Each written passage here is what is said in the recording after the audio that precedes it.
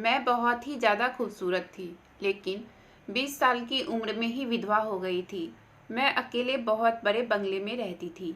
फिर अचानक मेरे घर पर एक नौकर आया। मैंने नौकर की नीयत देखने के लिए ऐसे कपड़े पहने जो एक शरीफ औरत नहीं पहनती है। फिर एक रात मेरे नौकर ने मेरी चादर उतारकर मेरे साथ, मेरा नाम मायरा है और मैं बहुत ही खूबसूरत थी। जो मुझे देखता मेरा दीवाना हो जाता था। मेरी खूबसूरती के चर्चे सारे खानदान में होते थे। जो भी आदमी एक दफ़ा मुझे देखता तो वह पल के झपकाना भूल जाता था। लेकिन किस्मत के मामले में मैं बहुत ही बदनसीब साबित हुई थी। मैं घर से निकलती तो सारे आदमी की नज़र मुझ पर जमी होती। मेरी इसी हुस्न और खूबसूरती की वजह से मेरे माता पिता को मेरी फिक्र सताने लगी। मेरे माँ बाप वैसे भी जल्दी से जल्दी मेरी शादी करके अपना फ़र्ज़ पूरा करना चाहते थे। दरअसल मेरा ताल्लुक़ एक बहुत अच्छी फैमिली से था। मेरे पापा ने अपने दोस्त के बेटे विराज से मेरा रिश्ता तय कर दिया और 17 साल की उम्र में ही मेरी शादी कर दी। शादी के बाद मैं अपने पति के बड़े से बंगले में चली आई। मेरा पति भी बहुत हैंडसम था। हम दोनों एक साथ खड़े होते तो लोगों की नज़रें हम पर जाती तो हर कोई हमारी जोड़ी की खूब तारीफ करते और मैं सुनकर खुशी से पागल हो जाती कि भगवान ने मेरे हिस्से में सारी खुशियाँ लिख दी हैं। अपने माँ बाप के घर पर मैं तन्हाई का शिकार रही थी, मगर अब मुझे विराज की मोहब्बत ने मुकम्मल कर दिया था। लेकिन मैं भूल गई थी कि आजमाइश भी ज़िंदगी का हिस्सा है। मेरी शादी को 3 साल होने वाले थे, लेकिन भगवान ने हमें औलाद की खुशियों से दूर रखा था। मेरे सास ससुर हर वक्त औलाद की ख्वाहिश करते और मेरी सास के व्यवहार में काफ़ी हद तक बदलाव भी आ गया था। उनका हर वक्त यही तमन्ना रहता था कि कब मैं उन्हें खुशखबरी सुनाऊं और वह खुशी से झूम उठे। लेकिन वह सब मेरे हाथ में नहीं था। औलाद तो कुदरत की तरफ से अदा की जाती है। हर तरह के इलाज के बावजूद भी जब हमारी गोद में कोई खुशी नहीं आई तो मेरी सास ने विराज को दूसरी शादी करने को कहा। विराज मुझसे सच्ची मोहब्बत करते थे, इसलिए पहले तो उन्होंने अपनी माँ को साफ साफ इनकार कर दिया, लेकिन रोज़ रोज़ की बढ़ती हुई दबाव की वजह से वह मुझे लेकर एक दूसरे बंगले में शिफ्ट हो गए। मुझे लगता था कि शायद अब ज़िंदगी में कुछ सुकून आ जाएगा, लेकिन मेरी यह सोच कुछ ही दिनों बाद गलत साबित हुई। एक दिन विराज ऑफिस से घर लौट रहे थे और गाड़ी के ब्रेक फेल होने की वजह से उनकी गाड़ी का एक्सीडेंट हो गया और वह इस दुनिया से चले गए। 20 साल की भरी जवानी में ही मैं विधवा हो गई। इतने बड़े बंगले में मैं अकेले कैसे गुजारती, यही सोचकर मैंने कुछ दिन गुजारे और फिर अपने माँ बाप के घर चली गई। फिर कहते हैं ना, शादी होने के बाद बेटियां पराई हो जाती है। बिल्कुल सच ही कहते हैं। इन कुछ महीनों में ही मेरी भाभीयों ने मुझे ताना देना शुरू कर दिया। उनके लिए मैं सिर्फ बोझ के सिवा और कुछ नहीं थी। अपने खानदान के अजीब अजीब लड़कों के रिश्ते वह मेरे लिए लाने लगी। अभी तो मैं विराज की मौत के गम से बाहर भी नहीं आई थी, तो दूसरी शादी के बारे में मैं कैसे सोच सकती थी। मुझे अच्छी तरह अंदाज़ा हो गया था कि ये लोग मुझे चंद दिनों से ज़्यादा बर्दाश्त नहीं कर सकते, जबकि मेरे यहाँ रहने से उन्हें कोई तकलीफ़ भी नहीं पहुँच रही थी। उनके रवैये को देखते हुए मैंने फ़ैसला किया कि मैं विराज के बंगले में वापस चली जाऊंगी। तन्हा ज़िंदगी गुजारना इन लोगों के साथ ज़िंदगी गुजारने से बेहतर है, जो मेरे मुंह पर तो बहुत अच्छे थे, लेकिन मेरे पीठ पीछे सिर्फ अपनी ज़िंदगी से निकालना चाहते थे। मैं अपनी माँ के घर से वापस अपने बंगले में आ गई। विराज का बिजनेस पापा ने संभाला हुआ था। खर्चे की रकम मेरे अकाउंट में ट्रांसफ़र होने लगे थे। मैं शुरू से ही नाजों में पली बढ़ी थी, इसलिए कामकाज की तो मुझे आदत ही नहीं थी।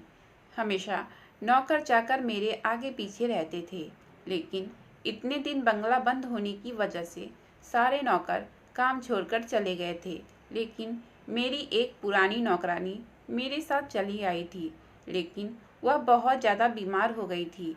उसने मुझसे छुट्टी की रिक्वेस्ट की तो मैं परेशान हो गई, क्योंकि उसके बगैर मैं बिल्कुल भी गुजारा नहीं कर सकती थी। वह कहने लगी, मैं गांव जाऊंगी तो वहां से अपने भाई को भेज दूंगी। वह आपके सारे कामकाज कर देगा और आपका बहुत ख्याल भी रखेगा। मैंने उससे कहा कि पहले अपने भाई को बुला लो, फिर गांव चली जाना, ताकि उसे भी काम बता सको। वह फौरन मान गई और उसने अपने भाई को गांव से बुला लिया। उसका भाई एक 19 साल का जवान लड़का था, जिसे देखकर मैं चौंक गई थी। मुझे तो लगा कि होगा कोई 14-15 साल का बच्चा, लेकिन यह तो अच्छा खासा जवान लड़का था। मेरी नौकरानी ने उसे घर का सारा काम समझा दिया था। वह लड़का बहुत ही भला था, बहुत तेजी से हाथ चलाकर सारे कामकाज कर रहा था। 2 दिन में उसकी बहन ने उसको सारा काम समझा दिया और उसके बाद वह मुझसे कुछ महीनों की छुट्टी लेकर गांव चली गई। दरअसल उसके घर वालों ने उसकी शादी तय कर दी थी और शायद अब कभी दोबारा वापस नहीं आने वाली थी। मेरी नौकरानी चली गई थी और उसका भाई सर्वेंट वाले रूम में ही रहने लगा। ज़्यादा लोग नहीं थे, इसलिए मैं ज़्यादा नौकर की झंझट भी पालना नहीं चाहती थी। नौकरानी के भाई का नाम मोहन था। अगली सुबह मोहन नाश्ता लेकर कमरे के दरवाजे पर मौजूद हुआ।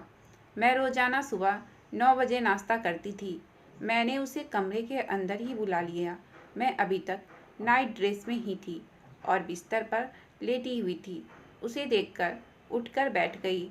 वह मेरा नाश्ता साइड टेबल पर रखने के बाद सर झुकाकर खड़ा हो गया, जैसे मेरे अगले आदेश का इंतज़ार कर रहा हो। मैं खामोशी से उसकी तरफ देखने लगी। वह 19 साल का था, लेकिन शायद गांव के हालात ने उसे उससे ज़्यादा ही बड़ा कर दिया था। वह एक भरपूर और बहुत ही बड़ा आदमी नजर आता था। ना जाने क्यों अचानक ही मुझे उसकी मौजूदगी से घबराहट सी महसूस होने लगी थी। इतने बड़े बंगले में वह मेरे साथ अकेला था और दूर दूर तक कोई नहीं था। यह सोचकर ही मुझे खौफ आने लगा था कि मैं भी जवान हूँ और वैसे भी मेरी खूबसूरती पर तो बहुत से आदमी मरते थे। कहीं मोहन की नीयत बदल ना जाए।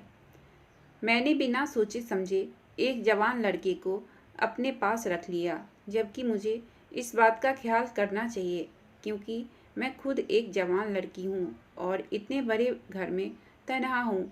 मैंने मोहन को दिन भर के ढेर सारे काम बता दिए थे और वह फौरन ही काम पर लग गया था, लेकिन मेरे दिल और दिमाग में यही सवाल आ रहा था। मैंने सोचा था कि किसी भरोसेमंद नौकरानी का इंतजाम कर लूँगी और फिर मोहन को निकाल दूँगी। मुझे अपने घर से आए काफ़ी दिन हो गए थे, लेकिन मेरे घर से अब तक कोई मुझसे मिलने के लिए नहीं आया था।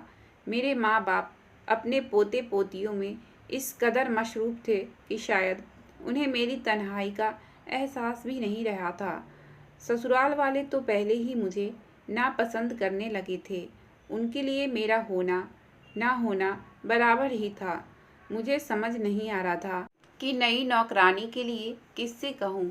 और फिर इत्तेफाक से उसी दिन मेरी एक पुरानी दोस्त मुझसे मिलने के लिए चली आई, जो शादी के बाद दूसरे शहर में अपने पति के साथ रहती थी।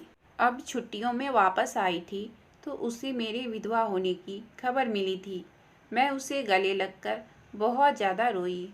काफ़ी देर तक हम दोनों बातें करते रहे और फिर मैंने उसे बताया कि मैं अपने घर के कामकाज के लिए भरोसेमंद नौकरानी को ढूंढ रही हूँ। मोहन को देखकर वह कहने लगी, ये लड़का है तो सही और काम भी अच्छा कर रहा है, फिर तुम्हें क्या ज़रूरत है नई नौकरानी ढूंढने की। मैंने उसे अपने दिल में आने वाले सवालों के बारे में बताया तो कहने लगी, तुम भी क्या बेवकूफ़ी वाली बातें करती हो।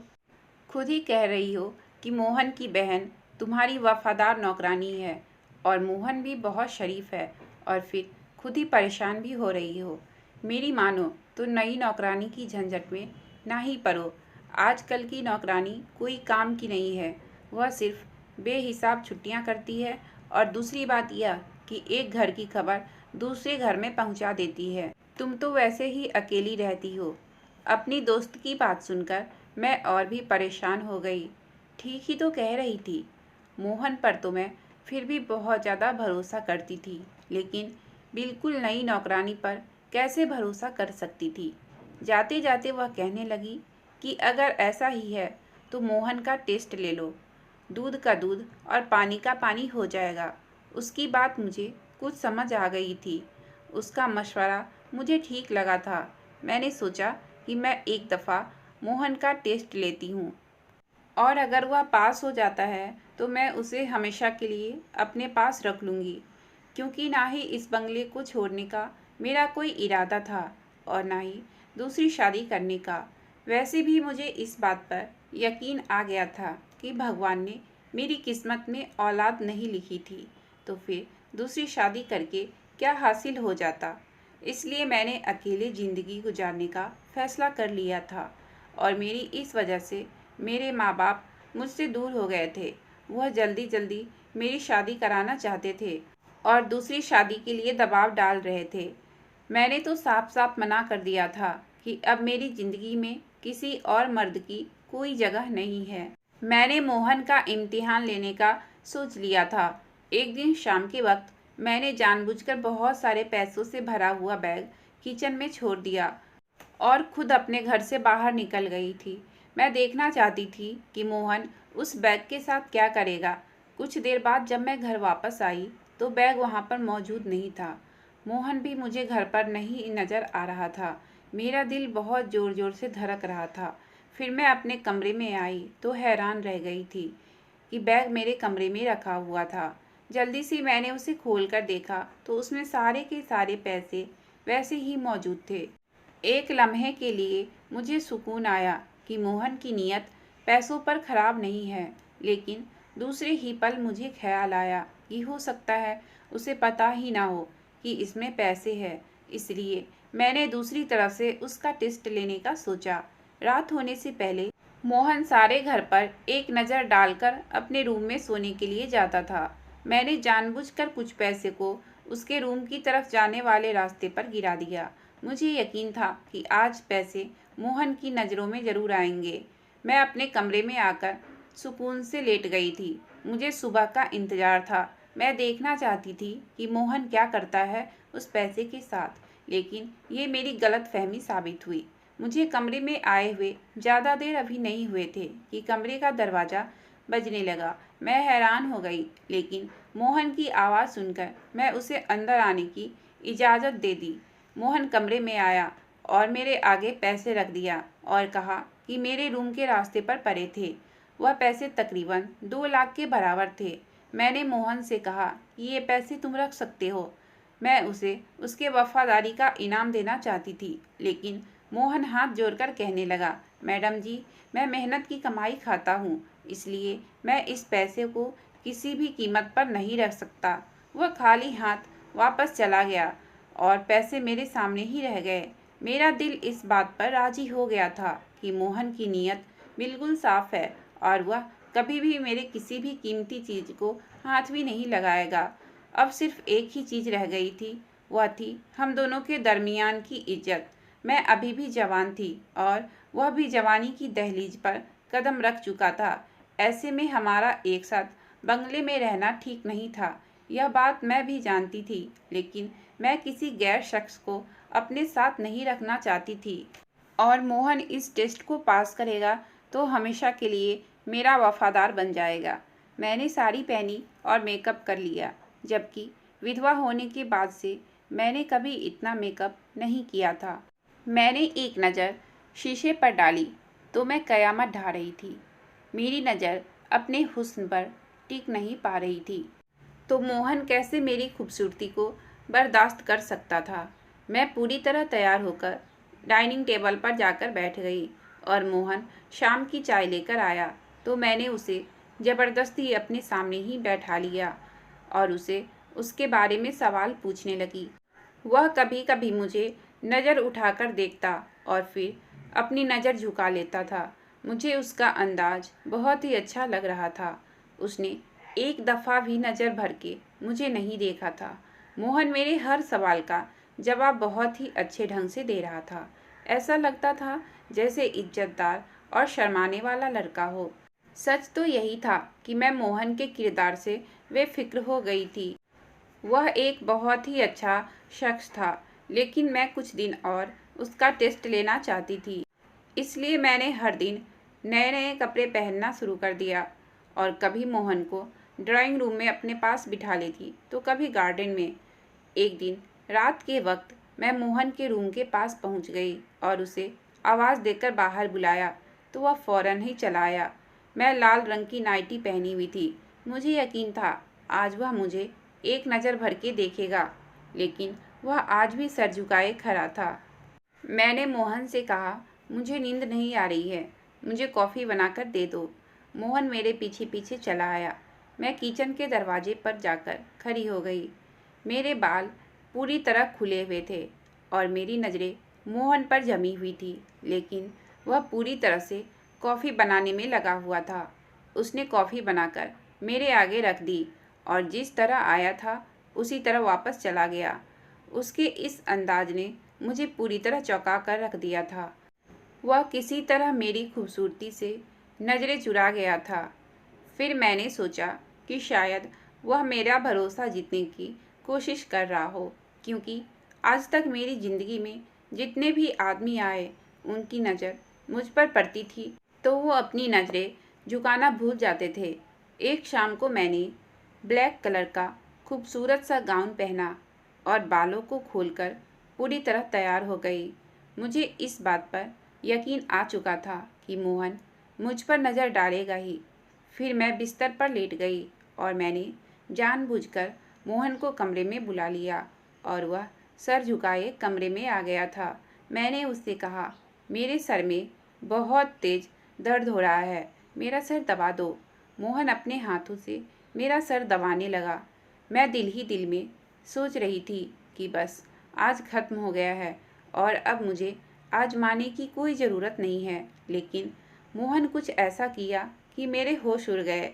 वह पूरी तरह बेकाबू हो गया था और उसने मेरे पैरों के पास पड़ी चादर उठाकर मेरे वजूद पर डाल दिया और मुझसे दूर जाकर खड़ा हो गया और नज़रें झुकाकर कहने लगा, मैं शरीफ हूँ और खुद पर काबू भी रखता हूँ, लेकिन आपकी यह बात और यह कपड़े मुझे मेरे ईमान से भटका रहे हैं। आखिर मैं भी तो एक लड़का ही हूँ, लेकिन आज तक मैंने अपने किरदार को पूरी तरह बचा रखा है, पर अब यह मेरे लिए बहुत मुश्किल हो चुका है। मैं और आप इस बंगले में अकेले रहते हैं और अब मुझे महसूस होने लगा है कि जैसे हमारे दरमियान तीसरा शैतान आ चुका है। मुझे इस बात का डर है कि अभी तक तो मैं खुद पर काबू रखा हूँ, लेकिन कहीं किसी दिन मैं अपने आप पर काबू ना कर पाया और ऐसी हरकत ना कर बैठूं कि ज़िंदगी भर अपने आप से भी नज़र ना मिला सकूं। वह लंबा चौड़ा जवान मर्द मेरे आगे खड़ा आंसू बहा रहा था और मैं शर्मिंदगी की गहरी समंदर में जा रही थी। वह तो इज्जत से अपना काम कर रहा था, लेकिन मैं ही उसके साथ गलत हरकत करने लगी थी। ना जाने मैं उसका इम्तिहान ले रही थी या खुद को उसके आगे पेश कर रही थी। अब मुझे एहसास हो रहा था कि मैंने कितनी बड़ी गलती कर दी थी। वह ठीक ही तो कह रहा था, अगर किसी कमज़ोर लम्हे में अपने आप पर काबू न रख पाया और मेरे साथ कुछ गलत कर बैठता तो मैं अपनी इज्जत भी गंवा बैठती और उसे गलत समझ लेती, जबकि गलती तो सरासर मेरी खुद की ही थी। वह वापस जाने की इजाज़त मांग रहा था तो मैंने उसके आगे हाथ जोड़ दिया।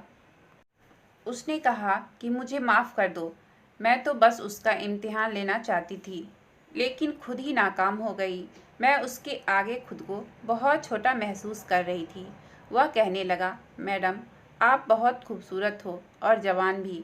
आपको मेरे जैसे लड़के को नौकर रखने की बजाय किसी अच्छे और नेक दिल आदमी से शादी कर लेनी चाहिए। मैंने उसे बताया कि अब मेरा विश्वास रिश्ता और शादी से हट गया है, क्योंकि मैं जहाँ रहती हूँ वहाँ किसी रिश्ते और जज्बात की कोई हैसियत नहीं है। मोहन कहने लगा, आज नहीं तो कल आपको अपनी ज़िंदगी में आगे बढ़ना ही है। मैं कुछ दिन आपके पास रहने के लिए राजी हूँ, लेकिन आप किसी दूसरे नौकर का इंतजाम कर लीजिए। मैंने अपने नादानी से एक वफादार नौकर को खो दिया था। मैं जान गई थी कि अब वह किसी भी सूरत में मेरे पास नहीं रहेगा। उसी दिन मोहन ने गांव की एक लड़की को मेरे पास नौकरानी बनाकर रख दिया था और वो खुद वहां से हमेशा के लिए चला गया। आज भी मैं जब मोहन को याद करती हूँ तो मेरी आंखें भीगने लगती है। आज के दौर में वह एक ऐसा नेक इंसान था जिसने कई बार मौका मिलने के बावजूद भी मुझे कभी बुरी नज़र से नहीं देखा। मैं अच्छी तरह से समझ गई कि हर रिश्ता आजमाने के लिए नहीं होता। कभी कभी हमारे आजमाने का तरीका दूसरे इंसान को हमसे दूर कर देता है। कुछ रिश्ते पर बिना आजमाए एतबार कर लेना चाहिए। मैं पहले ही दिन से जानती थी कि वह एक अच्छा इंसान है, लेकिन उसे आजमाने के चक्कर में मैंने उसे खो दिया था। अगर आपको कहानी अच्छी लगी हो तो प्लीज़ वीडियो को लाइक और चैनल को सब्सक्राइब करें। आपका बहुत बहुत धन्यवाद।